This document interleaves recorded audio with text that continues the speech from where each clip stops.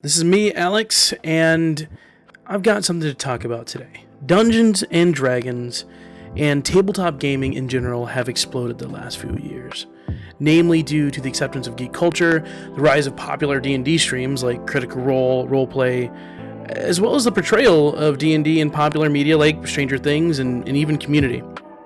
It's also more accessible than ever, and what I mean by that is that the barrier to entry to play Dungeons and Dragons or your favorite tabletop RPG is the smallest it's ever been, partly because of the advent of the virtual tabletop, which is a tool that allows players from all around the world to come together to play the game through the power of the World Wide Web. Those common problems that you encounter when trying to find a group to play with you in the real world, like being an introvert, or maybe if you live in a more rural community, or finding that perfect time that lines up with everyone's schedule, those are solved by a virtual tabletop. Heck, you don't even have to buy a set of dice or any of the other accessories involved, because it's all included in these virtual tabletops. Now, there's a wide array of these tools available now, but the undeniable juggernaut in this space is Roll20. Roll20 is a web-based virtual tabletop with over 3 million users, according to the Wikipedia page. So if you're jumping into Dungeons & Dragons or any other tabletop RPGs, Roll20 is likely something that's popped up while you've researched. And this is the tool that I'm going to be covering today. I've used Roll20 for over 1,500 hours of in-game time over the course of 3 years. I've used the bulk of the features available in the app, and I'm confident that I can speak to its effectiveness. So what this video isn't is an in-depth look at all the features Roll20 has to offer. There's just so many, and they get way too specific, so I'm really only going to highlight the core features that I get a lot of value personally from. This video also isn't a comparison video between Roll20 and the other applications out there, because I've really only used Roll20.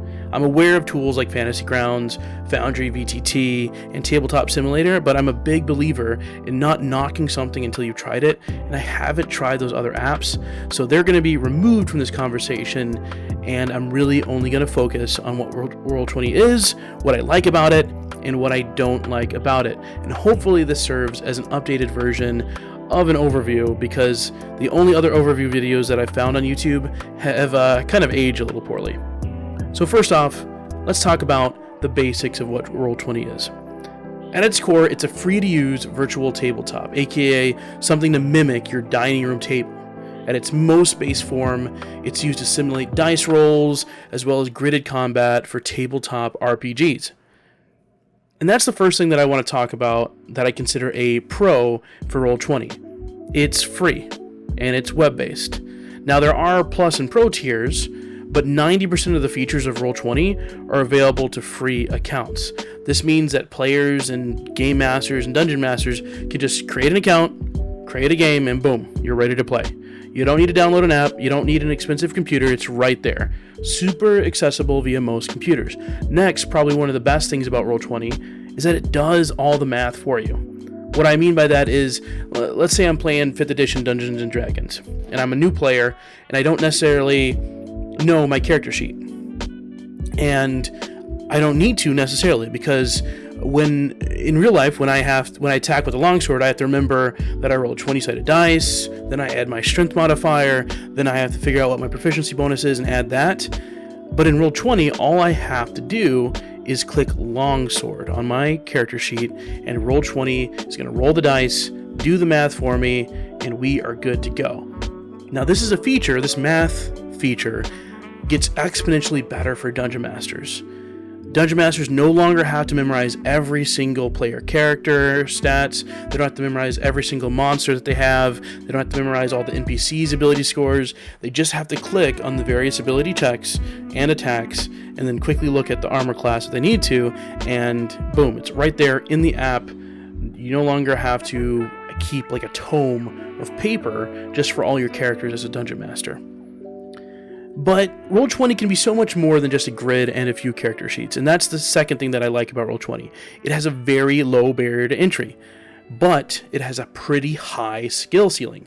So what that means is the more you use it, the more you discover, and the more you can do to make your games even better. You can load in custom maps of your world with scale. You can make a dungeon with dynamic lighting where players, limited by their character's sight, don't know what's lurking in the dark or around that corner.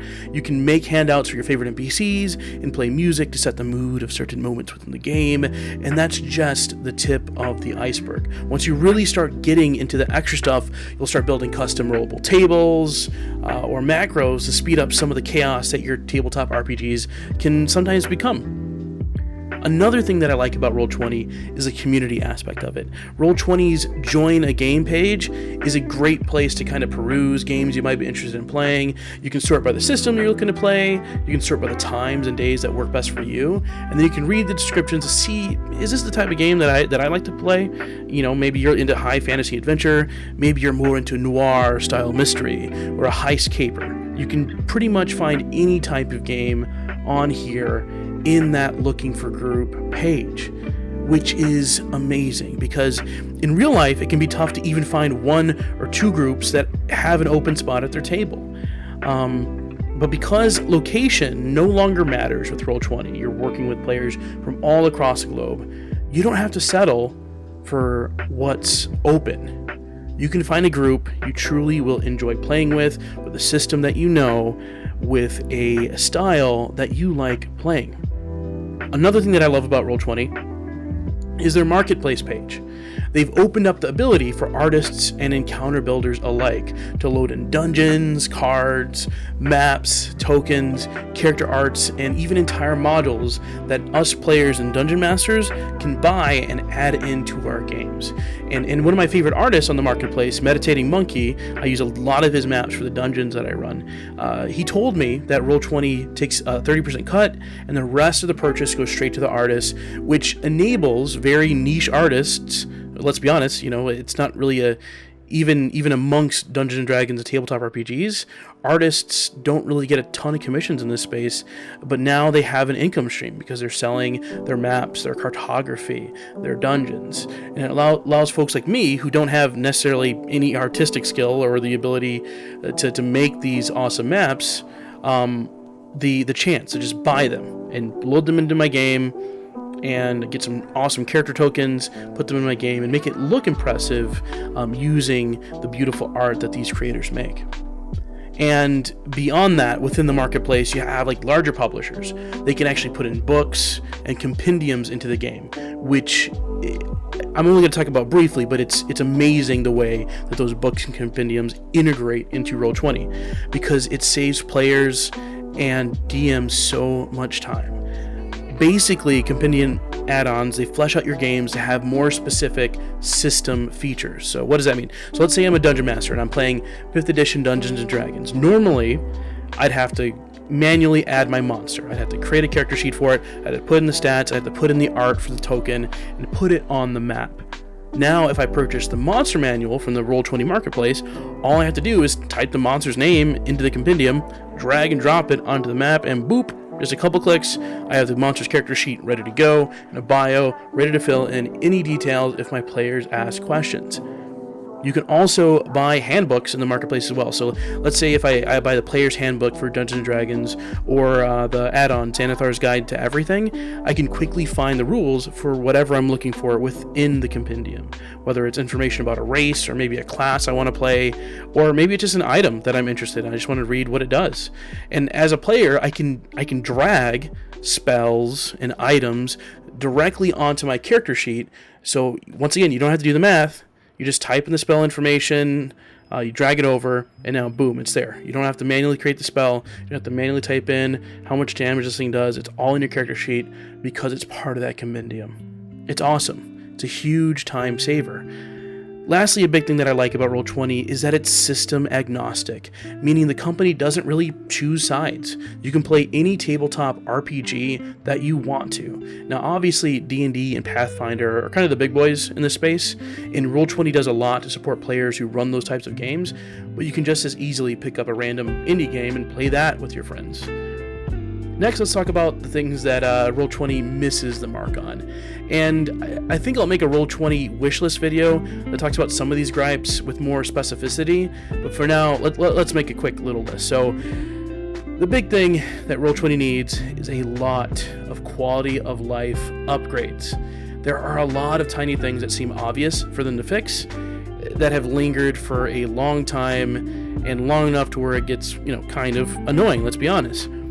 And I'd be willing to give Roll20 the benefit of the doubt. Like, maybe when they originally built the app, they didn't build it with agile development in mind, and now they have to rebuild everything every time they want to update something. Or maybe they let feature creep build up and get the better of them, and they stretch themselves too thin, and they can only focus on their core components, leading some of these features that they wish they could focus on to kind of, linger and not get worked on. Now, I said I'd be willing to have these opinions and give them this benefit of the doubt, but there are tons of talented third-party community folks who've already created these browser extensions to fix these problems that I'm talking about.